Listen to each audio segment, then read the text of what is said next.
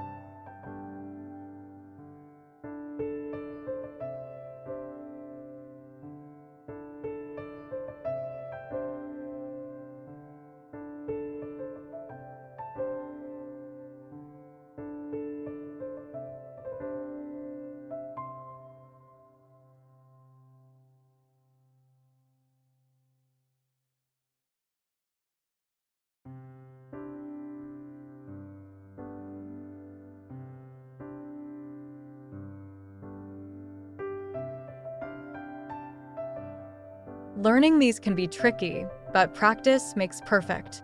If you found this helpful, make sure to subscribe to English with GPT for more lessons like this.